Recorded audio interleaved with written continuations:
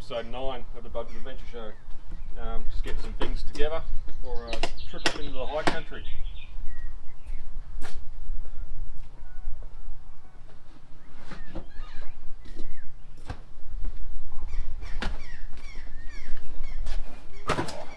The fuel pump for the bongo van still hasn't got here yet, so we're going to saddle up the mule and go up into the bush, have a bit of a ride, visit a local mine site, and yeah, hopefully camp out a nice little mountain stream. So we'll get onto the road and head out into the bush. Rightio.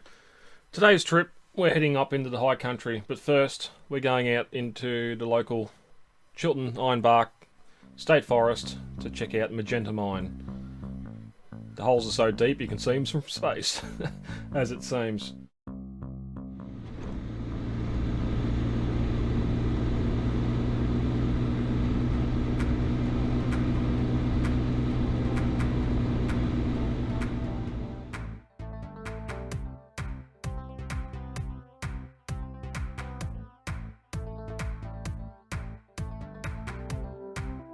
Alright, this is going to be a fun little bit. I've only done the powerline track here once with this bike, but I'm going to need to try and learn how to do some of these hill climbs with a bit extra weight on.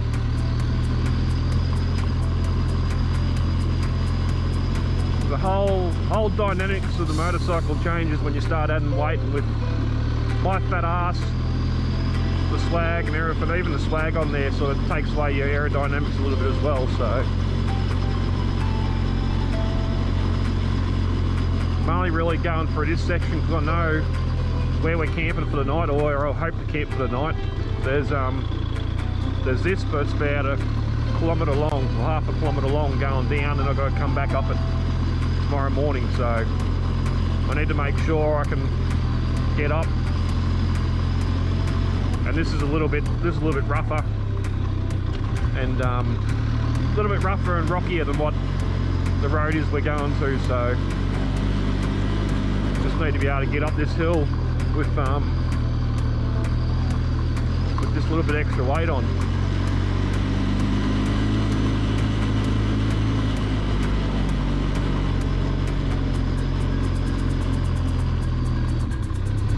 She's washed out a bit more since I was here last. Best thing to do is just pick a track, try and stick to it without loading up too much.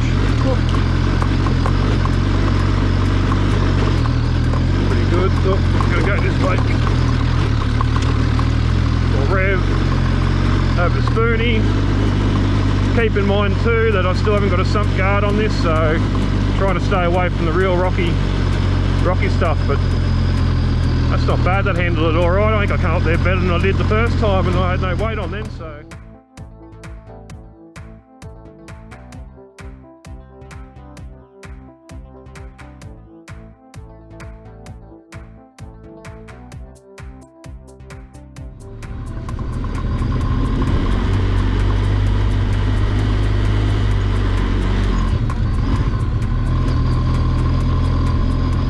Something you don't see every day. Do just walk the other sticks.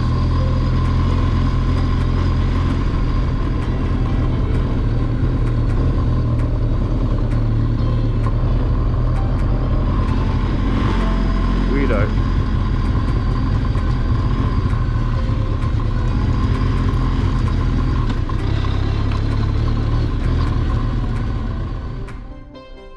Now the guy's walking through the sticks over there.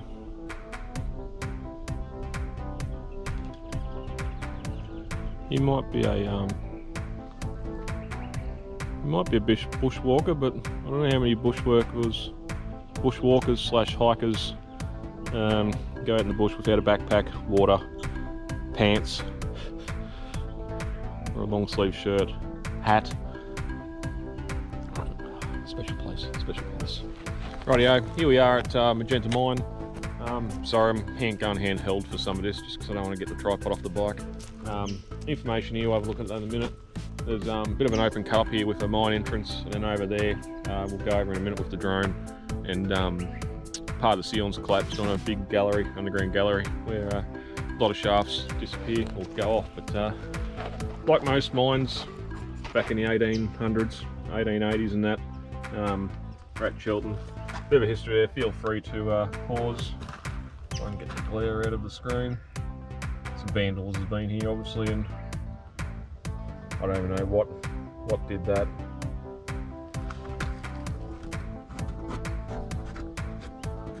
It wouldn't be shotgun solids, it'd go straight through like those ones, but it might have been. Or wads. But how the mines worked: cranes up on top, down the shafts, pulling the dirt out, using horses, different mining methods, that sort of thing. Visit any of the mine sites in the northeast, and it's all pretty much done the same way. So we'll go over and have a look at the first one. Alright, here's one that's sort of fallen in a bit. Shaft's over there with a steel gate over it, and you're not going to be able to see it.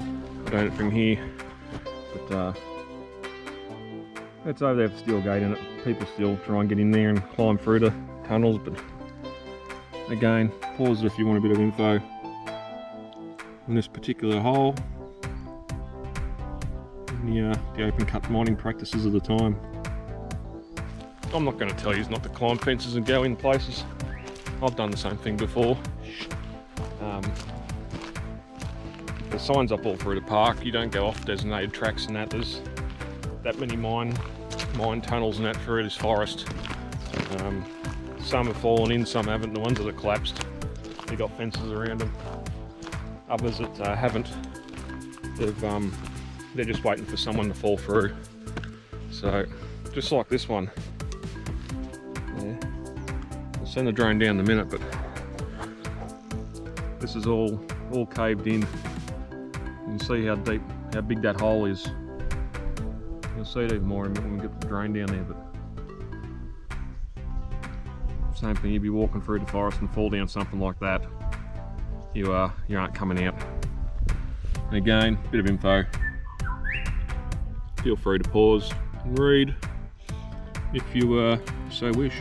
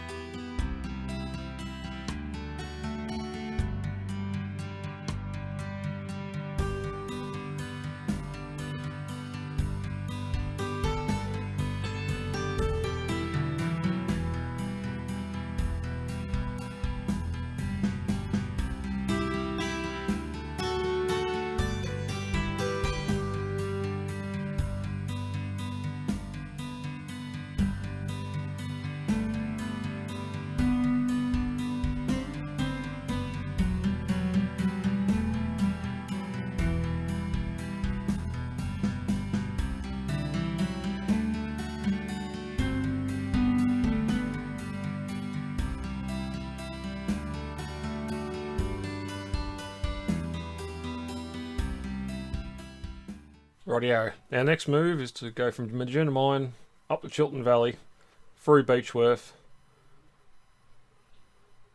and then we're going to come into this little spot here, which almost looks like a old crater, or maybe even a meteor hit, especially with this rim around the outside here.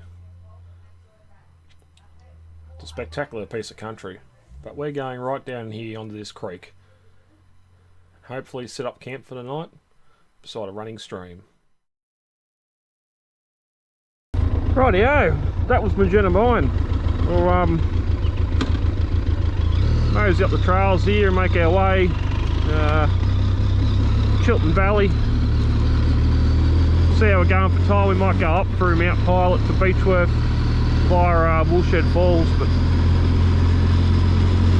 we'll get going anyway.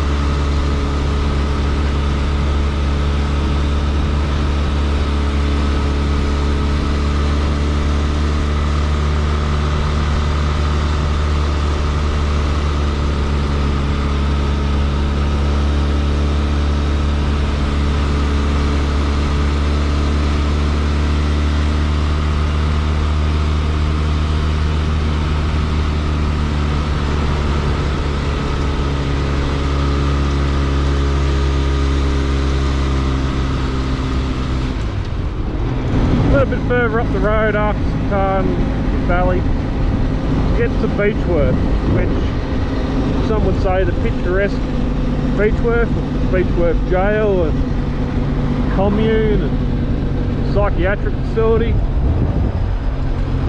I got another word for it. I like to call it a shithole, especially on a weekend like this when all the nutters are being let out of Melbourne after lockdown. It's one place I did want to try and avoid, but unfortunately all the roads lead to it and all the roads lead from it, so I'm stuck having to fucking deal with this shit. Come on, hurry up.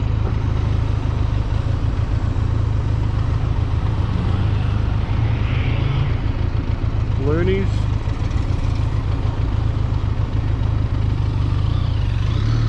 Country town should not be this busy, I swear.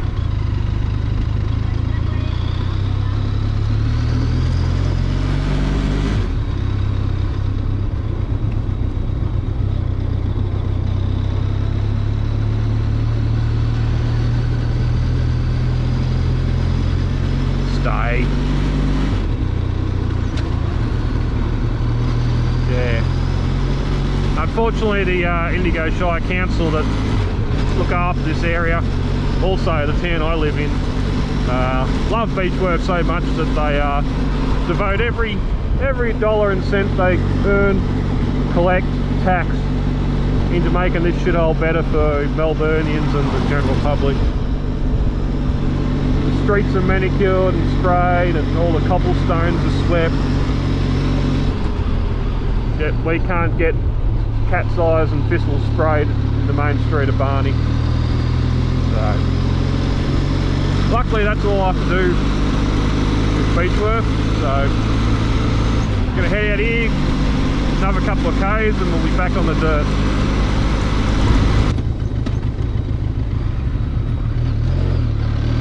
Just like that, off the tar, back on the dirt, into the Stanley State Forest.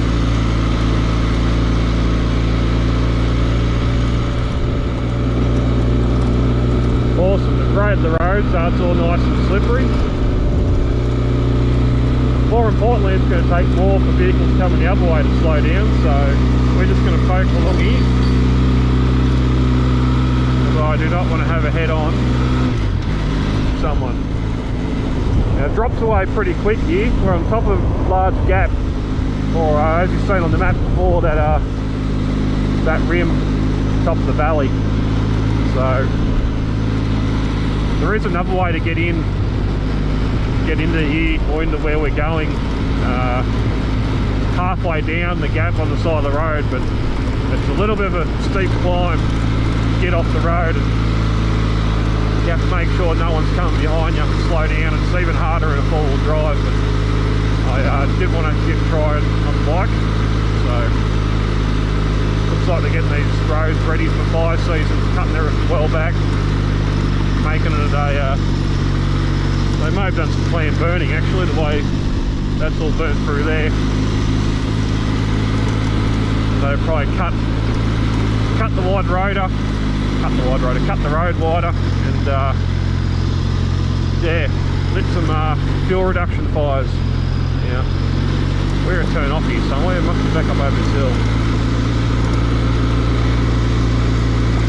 Hey, so it's green, not much would have burnt. This whole area is where the Black Saturday fires started for the northeast. So, and here we have our drop off.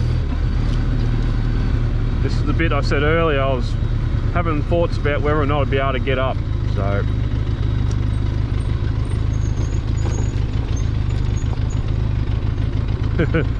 All the way down there. I have tried to go down there in the wet before and nearly slid all the way to the bottom, so we'll give it a go and see what happens.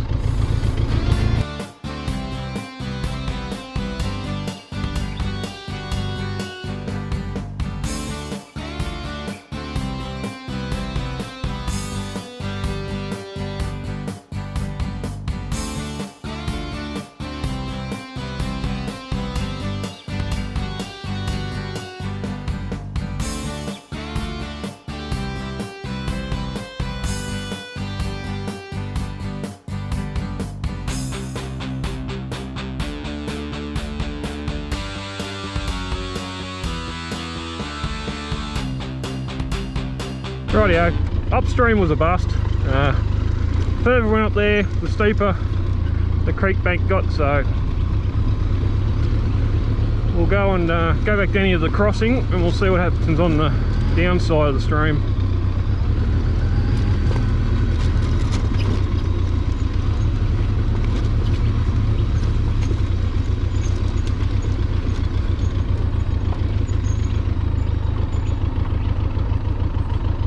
So there is a track that goes down here. It doesn't look real good on the other side either. The grass is real tall, so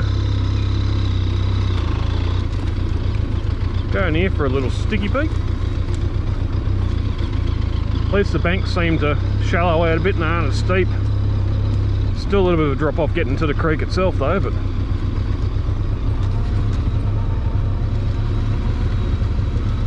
plenty of wood laying on the ground.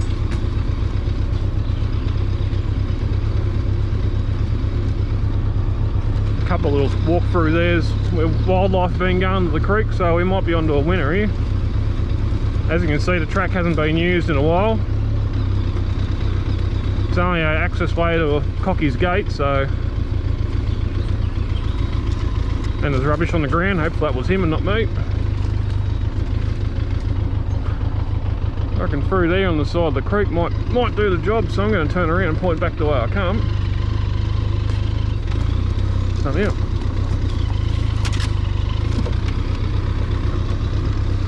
Something else without dying.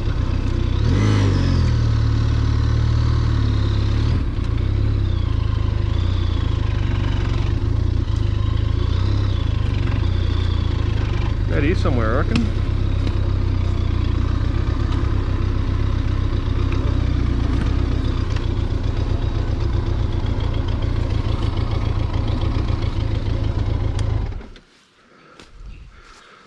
Right about there somewhere. Rightio, so I found this nice little spot in the creek here, good access. Bike's on a nice flat spot there, so we'll leave it there. Bit of timber on the ground, which is good. Lots of small stuff to get a fire going as well, but down this little creek crossing here, natural pool, which is looks to be about 2 foot, 3 foot deep in the middle there too, so that's if it was warmer it'd be better. Keep in mind for future trips. Marvellous spot.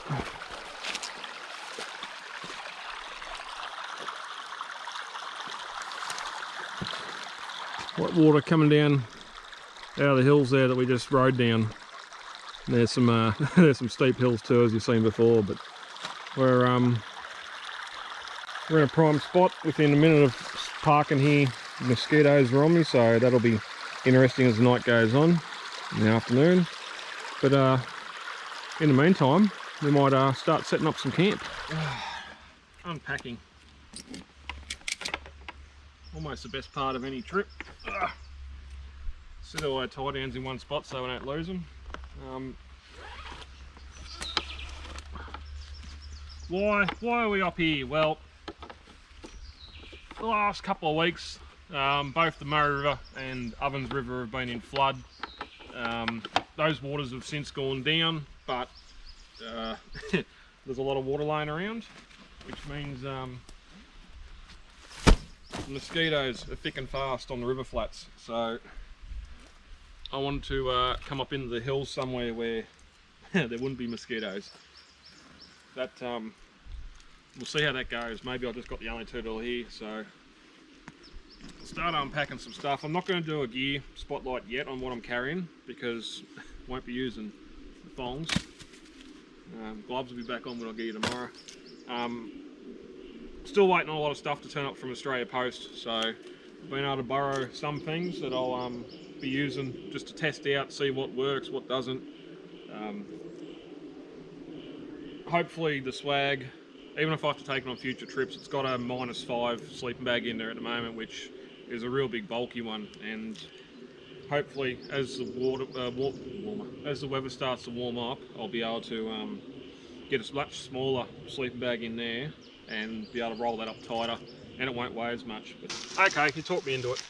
So rightio, on the back of the bike, in the backpack, I just had my cooler bag with drone on tops and camera gear, so it was quick and easy to access.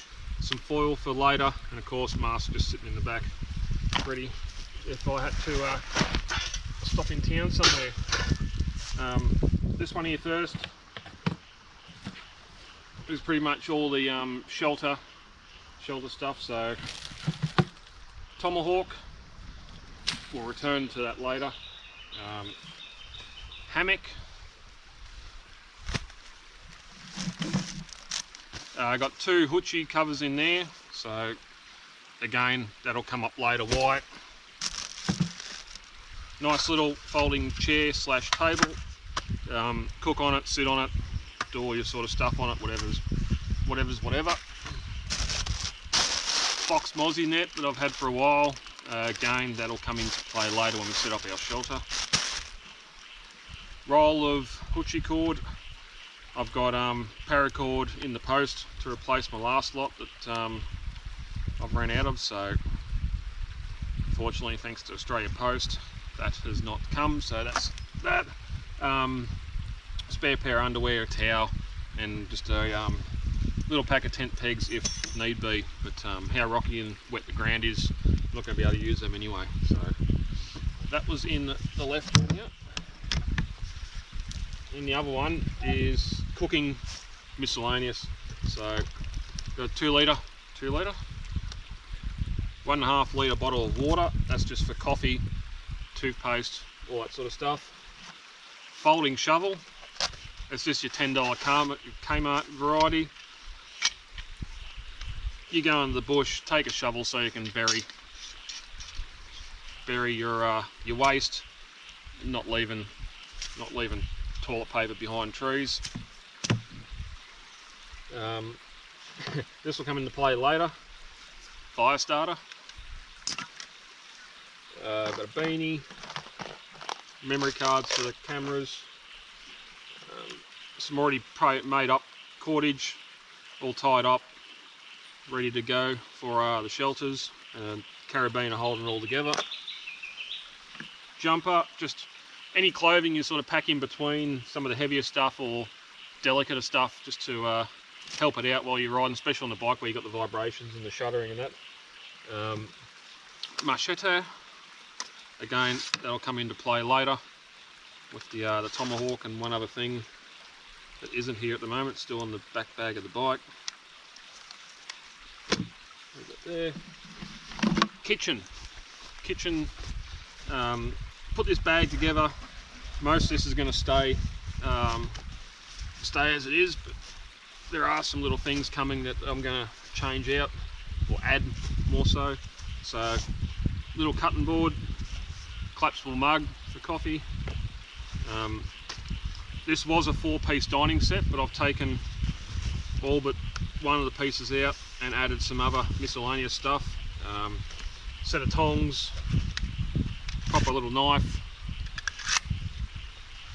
smaller knife, steak knife for if eating something a bit more chewier. So that's all in that roll up bag. And then just some bowls, a frying pan and a saucepan in case I'm heating water or anything else up. I've got a as I said, I've got the Neo, well, one of my butane cookers in the back bag as well, so that's there. Beach mat, I think it was $5 from Kmart. We'll see how it goes. It's folded in half, so it folds out 1 metre wide by 1.5 metres long, so it'd be good just something to lay out, be able to sit on and not have sit on the wet grass. Your folding wind guard for the cooker that just turned up the other day, yesterday. Bit more cordage, torch. Got that one. There's another one in the back as well, but I've got my head torch as well, so shouldn't be lacking light. And that's that one empty. So basically everything's here. Add the swag, remove the swag. I've got the hammock, the shelter for it.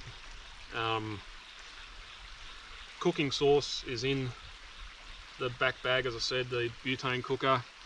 Food in there. That's all you need.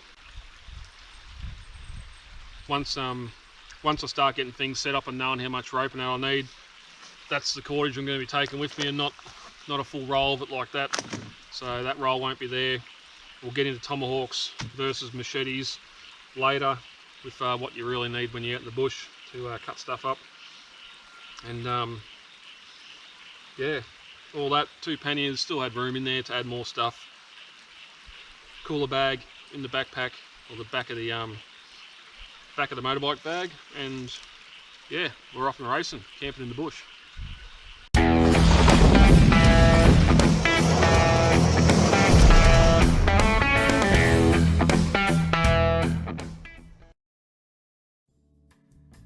Rightio, gonna hang my hammock up between this big gum tree here and a little wattle tree over behind me.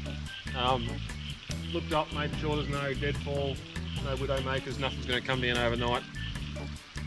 I'm as you may have seen from previous videos, I don't do a lot of bushcraft. It's good to be able to know some basics on bushcraft, knots, or knots are a personal thing. As long as you can tie lots, it works. You can go on YouTube, there's a lot of channels, especially in the States, on bushcraft and that sort of thing, going out. Some survival, some just going out hiking, camping for the night. In Australia, not so much. There's two good channels that I watch, Scotty Goes Walkabouts and Gordon on Australian bushcraft survival. Great channels, I'll put them down, links to them in the description below. But if you want to learn bushcraft and all that sort of stuff, look at those videos, because those guys know what to do. Don't take anything I do on gospel. So Ridge Outdoor Gear, basically went on YouTube, checked out some hiking reviews and that of a good, cheap, basic entry-level hammock. Ridge seemed to be one of the cheaper ones, although Australian dollar and shipping to Australia, even though it come from Amazon, it ended up being the same as say your Alton Outdoors. They got the olive drab hammocks, which are pretty good, and you can get the mozzie kits for them, although they sort of drape over. This one's got the mozzie net that's integrated and with zips in, so it can't go anywhere if it's windy. So I'm going to attempt to put this hammock up now. For the ease of time, I'll do it in time lapse, so it takes a lot less time for you than it does for me. But we'll get it going and see. I haven't been able to do this at home because I haven't got the area. You need about 11 to 15 feet of space between your trees, and I haven't got anything like that at home. So we'll have a go and see how easy it is to set up a hammock.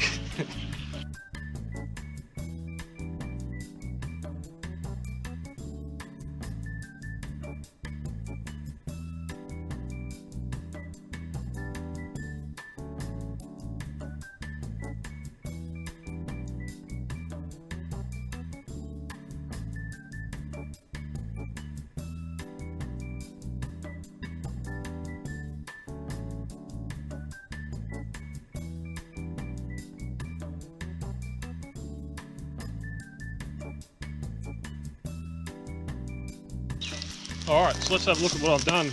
Hammock's up. I had to go around the tree a couple of times just to get some of the slack taken up, but that looks pretty good.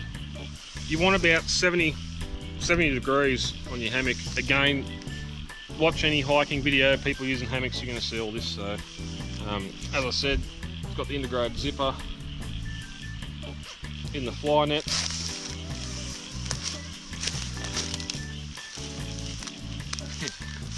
Hoochie, ridgeline, again with your hoochies or any tarp, you want to have them the most effective.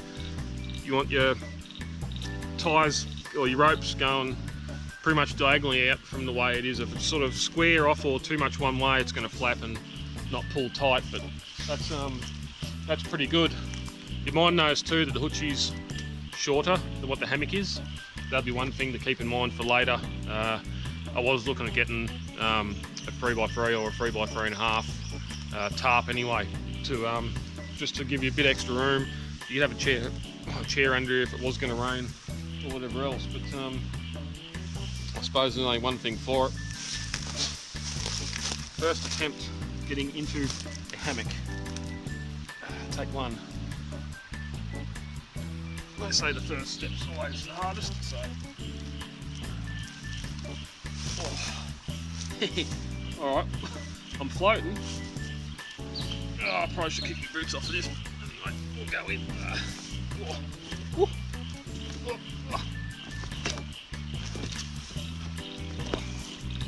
Yeah, back a bit.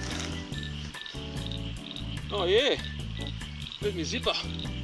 Got sunglasses fall off bed. And we're in.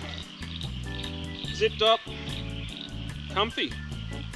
But unfortunately, as I mentioned earlier,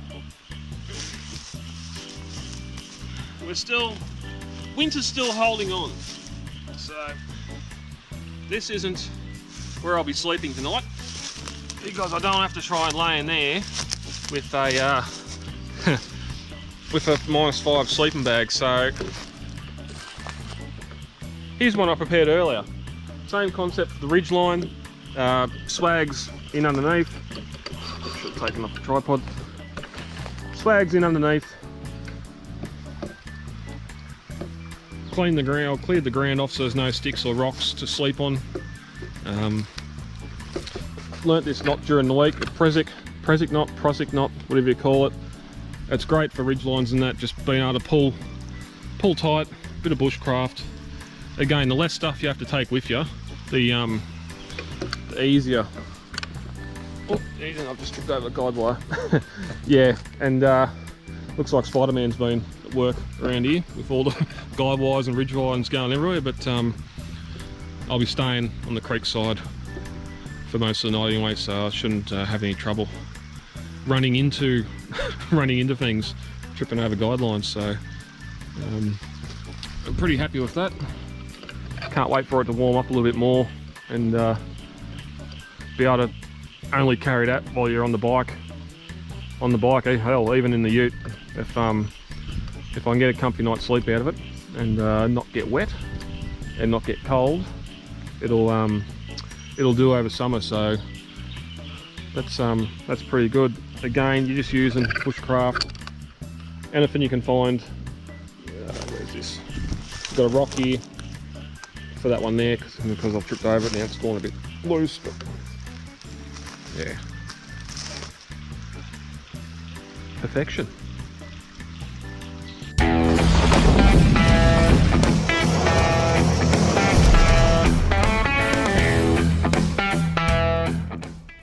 Let's go for a bit of a walk through camp. Motorbike's over there on that trail. Got the two hoochies set up, one over the swag. I've got another one here just on a bit of a slant. There's no rain expected. I'm not expecting it to rain, just to keep the dew off all the gear that I've unpacked from the bike, because as you'll see, there's a bit of stuff I got with me. But let's get down around this big old tree because I got cords going everywhere. So yeah, all the riding gear, that sort of stuff under there. Swag done up. Put the mozzie net up. If I was using the swag for summer camping, you'd probably have the top of the swag off, so I'd make another ridge line to have the mozzie net over the top of the swag as well. That way you can have the top open and get a bit of breeze in there if it gets hot. But fire's going down this wonderful stream. Get my finger out of the way. Fire's roaring.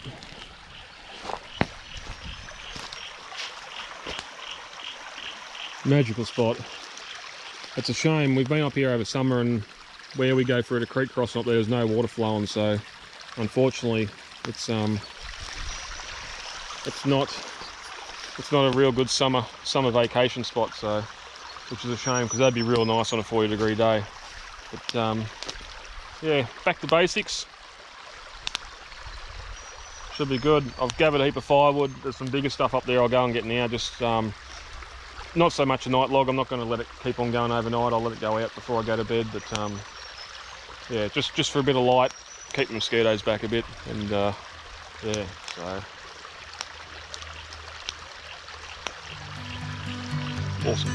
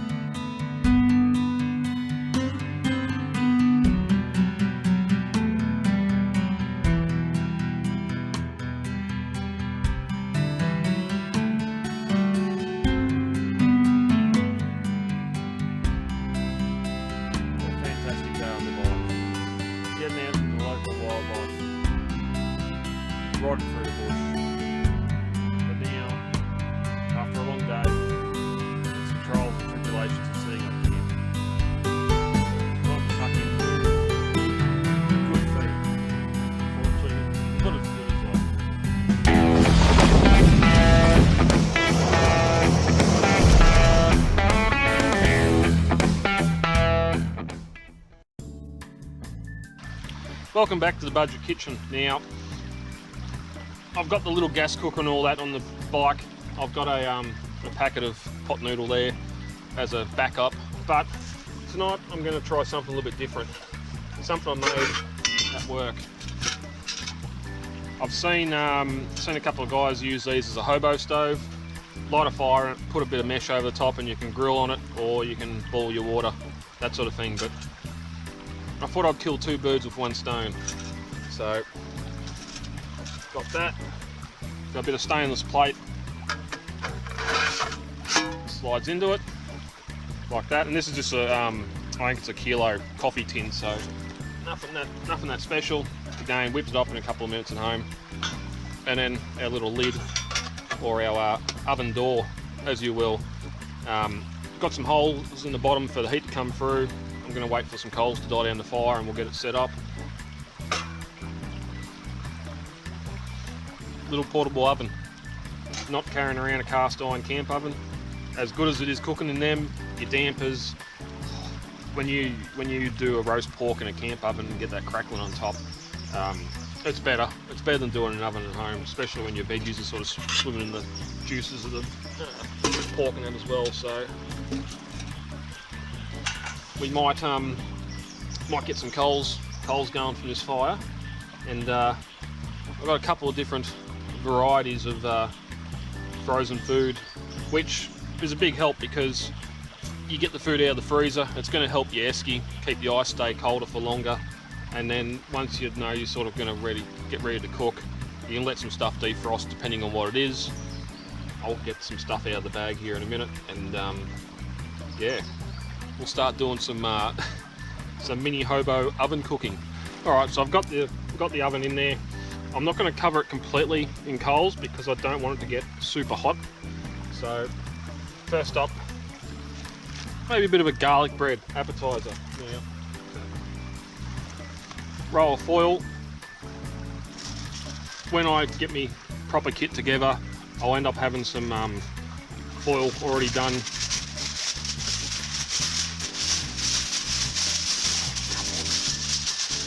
It's a new packet as well, so of course it's going to be a pain to get out straight away.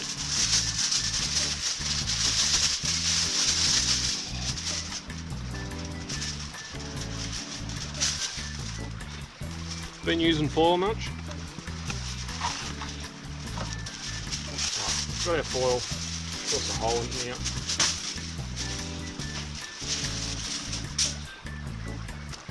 Take the garlic bread out of the bag.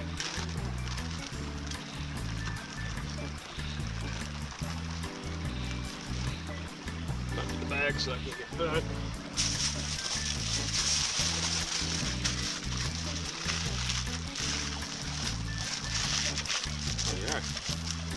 One thing I do carry on me at all times, maybe not a survival knife, it's in the mail as well. Molly tool, lid off. That's getting nice and warm in there. So we'll stick the garlic bread in, like that. Stick our lid back on, like that. We'll see how we go. Normally in the oven at home you probably want about 20-30 minutes depending on how hot it is. As this fire gets up a little bit more and the coals settle down, it'll get hot and it'll cool off a bit. So we'll I'll watch the clock and see what happens. Been about 25 minutes, so Uber. Get the lid off. I could hear it sizzling before, so she's definitely, that garlic smell, lovely. So we'll set that there and let it start to cool down. Next up, one of my personal favourites, the traveller pie. So we'll put the pie in there. This one was, oh, that's warm, of course it is.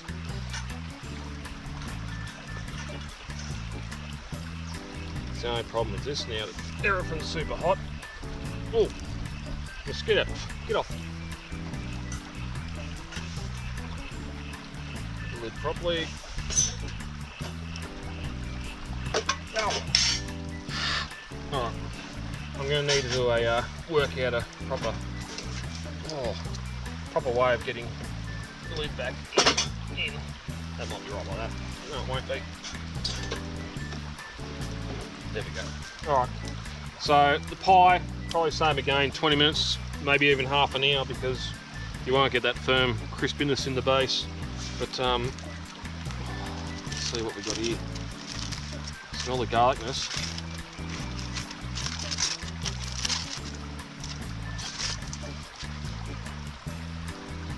Too long for said garlic bread. Ah, shit. We might be one step away closer to the 2-minute noodles.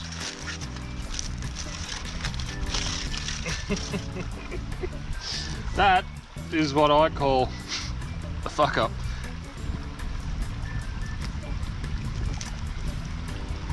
It is nice and juicy in the middle, but I'm going to let that cool down. I might crack some of the hardened turtle shell off it and nibble on that, but I don't think I'll be leaving the pie in for as long. Gone about 20 minutes, so I don't want to burn this because I'm slowly running out of meal options, and I really don't want to set the gas cooker up, so let's pull our pie out. Lastly, something for dessert, or not, we have a pizza. One of your little McCain, and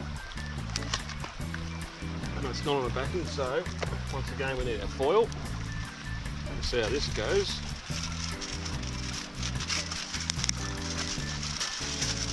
Not the best. Just want a bit of foil on the bottom of it to just so it doesn't stick to that bit of stainless. I haven't got foil with me, so plus it'll help me be able to slide it out, so push it in there.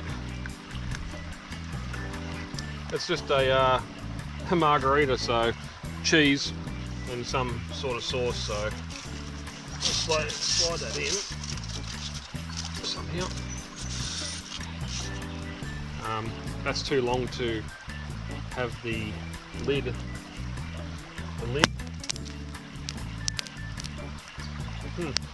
Exploding fire. I'll just lean up against it, like that. I don't know why I keep doing that. Right, ow. So look at our pie. The back of the oven is hotter than the front. Pie itself looks alright, apart from a little bit of burnies in the back, so we'll leave that bit to the back. I probably could have just used this bit of foil to that's very hot, so I don't know what this fire's doing. And so I've left the door off so I can keep an eye on this bit of pizza. That's just a McCain margarita microwavable pizza. It says 2 minutes. It's looking pretty close to what you leave in the microwave, so it's almost done there. Nice and hot. Now, there is one glaring issue with this, and that's 15 minutes, 20 minutes. You're eating your food over the course of an hour, or maybe longer, depending on what it is. So, if you're setting up camp and you know something's going to take a little bit longer, like a frozen pie, you can get the fire going, get it in there, get something set up, come back and check it. Don't walk away, because that was the problem for the garlic bread. I made a phone call and 20 minutes turned into 25 and it was burnt, but that pizza's just about done. Oh. Use the box to come in, a bit of a cutting board. Where's the knife? No, it's a file. Look at it, here, soft, there you go. About done, look at that. A little bit burnt again, the back of that oven's hotter than the rest.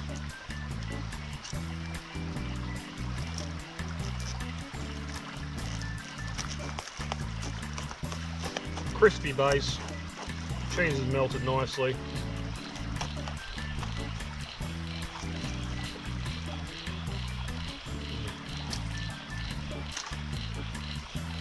Can't be any easier than that. Very hot. Now,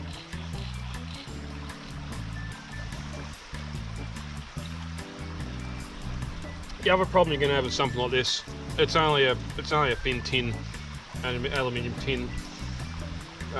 That's why you don't want to put a hot heap of heat in it, because it's just going to melt or weaken the steel. So I'm only expecting to get 2 or 3, push it maybe to 5 uses out of it before the tin just gets that brittle and either rusts out or falls apart. So proof of concept, I've got a nice little 2 kilo gas bottle at home that's buggered. The tap on it's buggered, it doesn't hold the gas in anymore. So yes, it's going to be a little bit heavier than using a tin like this. Maybe I'll just keep on using tins like this and replace them as need be. That bit of stainless will last for a lot longer than what the tin will, but it's definitely just another option for cooking when you're away. Something different. Unless you've got a camp oven, I don't know how. Well, I know how because I've done it before. My little 12 volt electric oven does stuff like this. You don't get the crispness or nothing out of it, but something different menu for the night, and it's for the most part it's worked out pretty well. So I'm going to finish this, and that'll be it for this episode of the Budget Kitchen.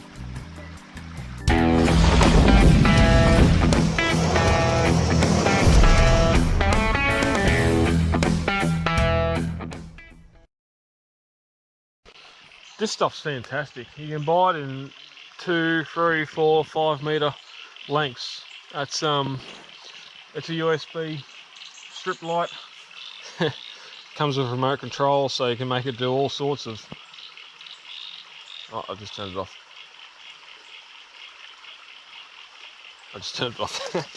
Oh, I'll turn it back on down there. But we've got mode. Nope. Go through all the different modes. Oh. Epileptic.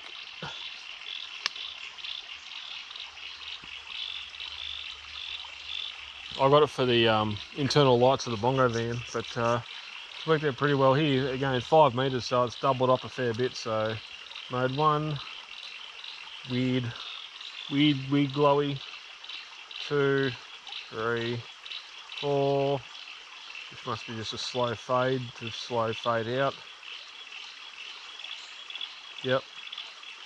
Flashing. Strobing. Really strobing. And on. And you can change the dimness of it.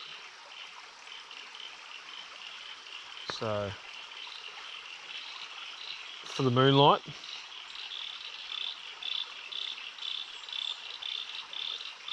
or non-moonlight, that's pretty good. Lights up the area a bit, not so much as what the fire does, but yeah, keep it in my pocket. I'm pretty sure, yeah, once you turn it off on the remote you can't turn it back on again. You got to go and hit the USB, but that's just sitting in a power bank, so it's got a long lasting energy source. Fantastic. Good morning, campers. Coffee time. Beautiful morning this morning. I don't think it got as cold as they suggested. If it did, I didn't feel it. I was nice and warm in the swag. Nice and warm, nice and dry. So this out. I did end up going back to Kmart and purchasing, hasn't even got a name on it, Camp Master. This is the $49 stove, boiler, jet boil, cooking apparatus. So I've still got the igniter. Everything's exactly the same as the other one. I've got mosquito, a couple of them still floating around. Couple of little differences, no feet. I think it had feet, but I didn't put them in because I don't use them. Little dial instead of a bit of wire and all that. So there, get some of our water. Yeah, I got me big mug.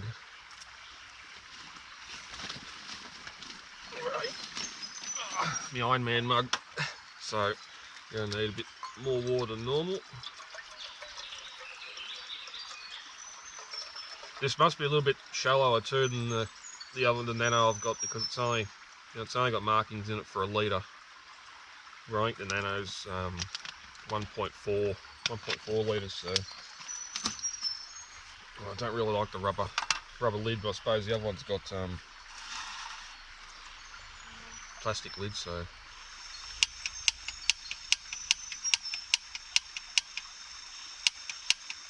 oh, there it goes. It took a bit of time. So put that lid back on there to stop mosquitoes getting into it.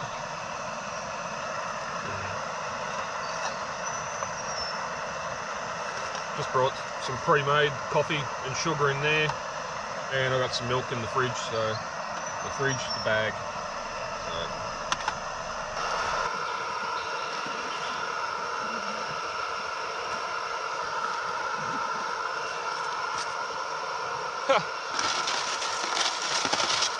We still have ice.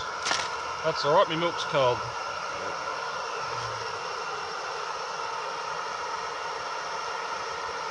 Turn that noisy thing off. So, what would I do? What would I do differently? Well, I'm going to see if I can find a proper esky about that size, maybe a little bit taller, that can fit in the back of that back carry bag. That'll be the first thing. Secondly, I need a decent ground sheet to be able to put stuff on under the shelter where it's a swag, because I know now when I go to roll it up it's going to be wet underneath it. That's just the nature of sleeping on wet grass. So, what's this going to be? Not that hot. What else will I do? Yeah, a couple of small things. Once my folding hiking chair gets here, that'll make things around camp a bit more comfortable, because by 9 o'clock last night when I went to bed, the old back was starting to hurt from bending over sitting on this on this thing. So milk up to the line. Yum yum. So I'll use the rest of that milk for some cereal in a bit after I pack some stuff up. Start getting that all organised, and I'll tip that ice out, what's left of it. Now I did have a big spoon. Where is the spoon? Oh well, a bit of Bushcraft.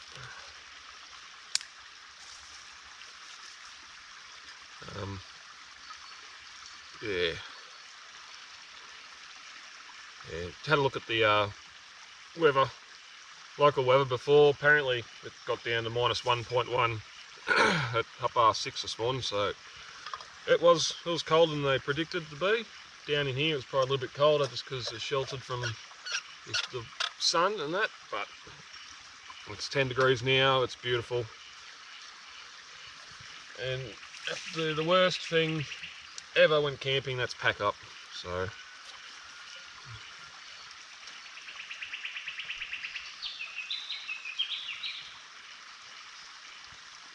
it hasn't gone out. Oops. I'll just take that off before it decides to light itself again. Pre-ignition. So yeah, I'll start packing some stuff up. see if I can get everything back in the saddlebags. The panniers as it was before. Normally, you go both ways. Sometimes packing up camp in the morning, you're sort of a bit quicker, just throwing stuff in. Other times you get stuff packed in a lot better and condense more space. But we'll see what today's going to do. I'll finish my coffee and have some brekkie and yeah, start packing up camp and leave this beautiful spot, never to come back again. You know, I know it's private property.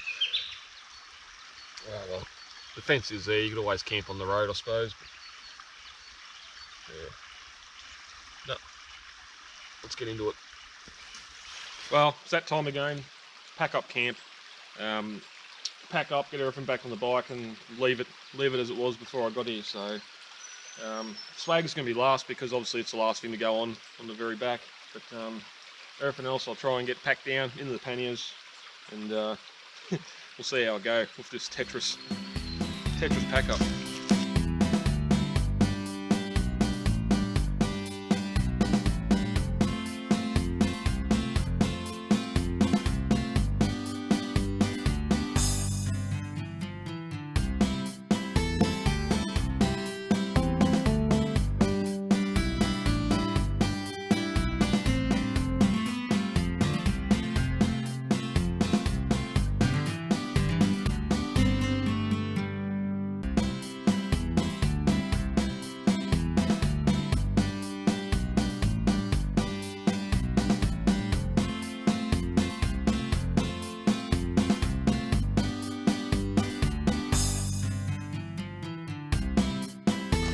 Amazing me how compact you can get those tarps. Rolled them up, I've got 2 in that bag, and that's great. I don't even need to put that in a pannier.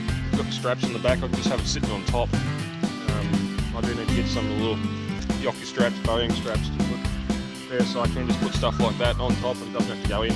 It's in a waterproof bag. They're waterproof tents, tarps, bushes, so yeah, good little bit of kit, something handy to have with you. Even if I wasn't worried about the dew coming in, bit of shade, it's going to keep rain off you if it does decide to rain as well. Yeah, good bit of gear.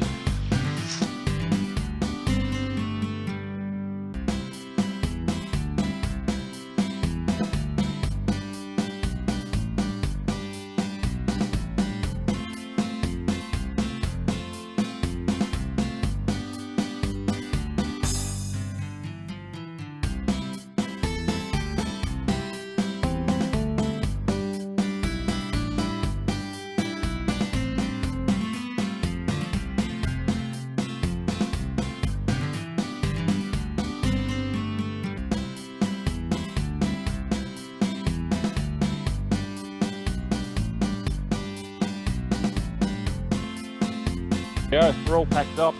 As I said, leave no trace. Cover the fire the best I can. There's no heat in it, so there's no way it's going to keep on going. But the wood pile's a bit of a giveaway. But the farmer said anything I didn't burn, he's going to burn later anyway. So all packed up. Managed to get everything onto the bike. Did get some stuff packed away a bit better than how I had it packed to come up here. That swag's still an issue though, so only trip I'll be doing with that sleeping bag in anyway. Future trips we'll go hammock, I think, and see how that goes. So we're going to mosey on up the road and start heading for home. Let the bike warm up for a little bit.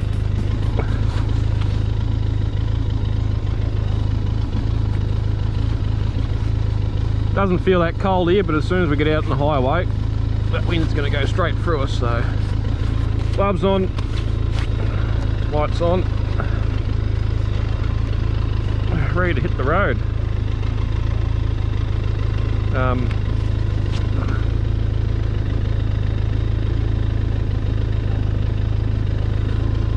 Make sure we're sending on the GPS first. Oh, it's the only problem with big bulky gloves like this. Again, can't wait until it warms up and I don't have to wear the bloody things.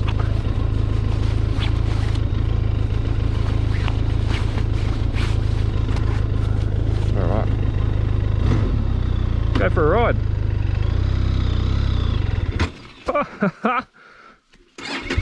Oh, girl's a bit heavy. I might turn that off while we're going too.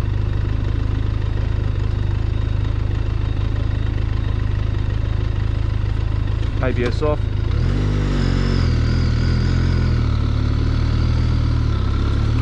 Alright.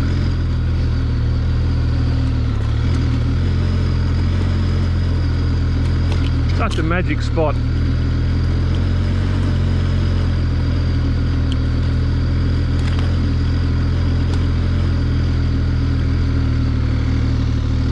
Break down there. Oops.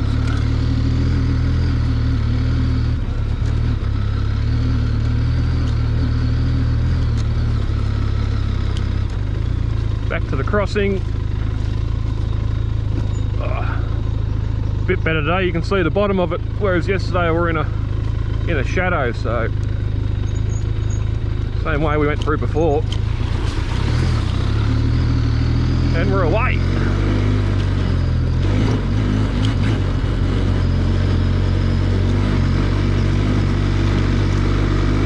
No, I think just because of the weight, how the bike's set up at the moment, I'm going to try and go out the other way, follow the boundary around, and yeah, come out on the tar. So we'll go and have a look. I know it's at least dropping down the road, it's downhill, so I think it'll be easier than trying to go up that long climb back up top.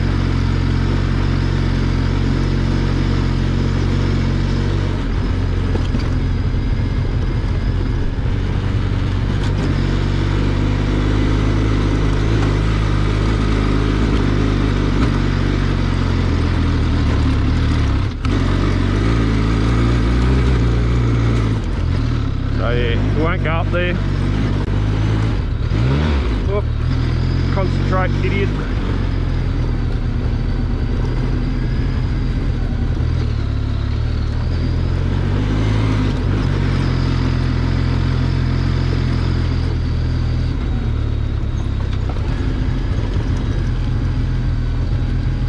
This here is another good hill when it's wet too, in the four-wheel drive. Just point it in the right way and go.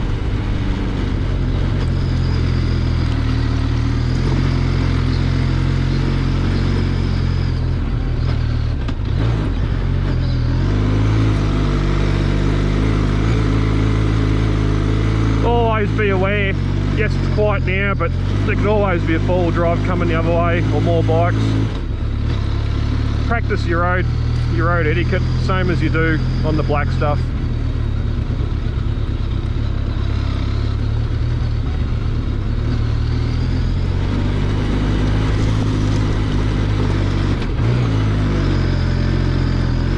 Oop, oop.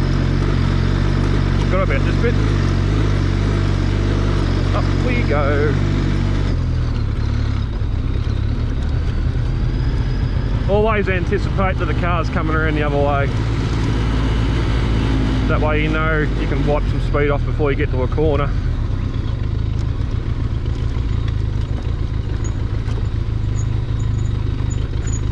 Yeah, you can see some people have had fun getting up here. This wasn't as chewed out as it is now, but I would have had some fun bringing the bike up here anyway. Might have some fun going down too, as long as I stay on this ridge, which I didn't. No, I didn't.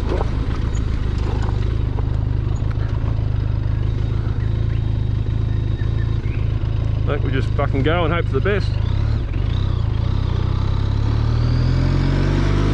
Something like that. Gotta stop doing that. Oh, car. Mirrors up. I bumped them last night. Go.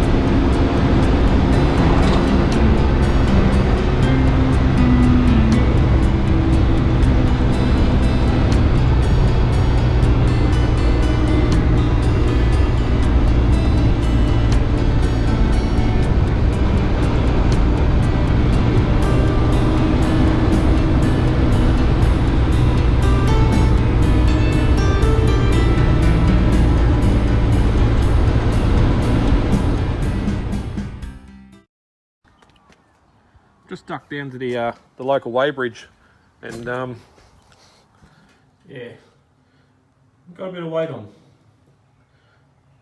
About 270 kilo, plus me.